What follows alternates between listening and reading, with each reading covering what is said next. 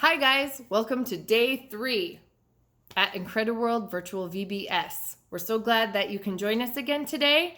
We are going to talk about a different kind of ride that has to do with real life. Today is Gospel Day at the park, and we're going to take a big thrill ride through a time and talk about the ride of your life. Let's get started with our incredible creatures.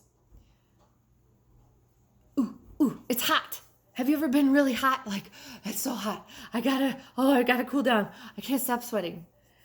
Or when you're walking to the pool and the cement is really hot at the swimming pool, or maybe when you're walking to the beach, you're walking through the beach on that hot sand and you just want to get your feet in the water. Have you ever been somewhere where it's really hot and you just can't hardly stand it? Well, if you think it's hot where you are, that's nothing compared to the extreme heat that some of these animals live in. We're going to take a tour of a couple of the world's most extreme hotspots and meet a couple of incredible animals who live there.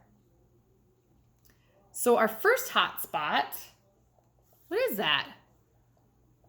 That looks like a volcano. You guessed it. Now that's hot. It's boiling hot. Believe it or not, there's a tiny little creature. They're called thermophiles, and they live there.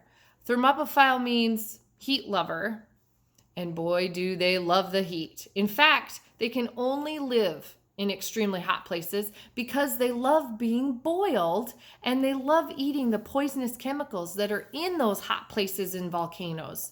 Yum! They eat iron and sulfur. Yuck! Only God could design these amazing creatures with the ability to survive in such an extreme place. Let's see what the next one is. Oh, well, there's something we've seen before, especially at Christmas time. We see the wise men. They have these. What are they? We're in the second hot spot, the desert. There's a lot of incredible plants and animals God designed to live in the desert, such as the camel. God gave the camel a mouth that is tough enough to eat the thorny cactuses. You think you could eat a cactus? I don't think I could eat a cactus. Think of all those thorns. And I bet it's kind of crunchy. But there is water on the inside of a cactus, and that's why they eat them, because they can get the water out of the inside. They also have a hump that's full of fat. It's like their emergency fast food restaurant up there on their back.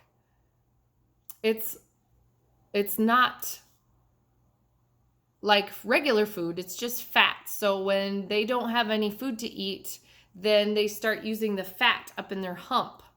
And then if they haven't had food in a long time, their hump's going to get smaller. That's pretty cool. So they also have really big feet that are like snowshoes. Have you ever seen snowshoes? They're really big, so you don't sink in the snow. Their feet are really big, so they don't sink in the sand. They also have extra eyelids that act as windshield wipers, and it keeps all the sand out of their eyes. Isn't that cool? Oh yeah, and their nostrils close so they don't get sand in their nose. How incredible. So, there's many more specially designed critters in the desert, like this really cute little fennec fox. Don't you love his ears? They're so cute. God designed him to have big ears for a reason, because it helps him stay cool. God also gave him a light-colored long fur, and it keeps him cool during the sunny day, and it keeps him warm at night. Did you know that it gets cold in the desert at night? Well, it does.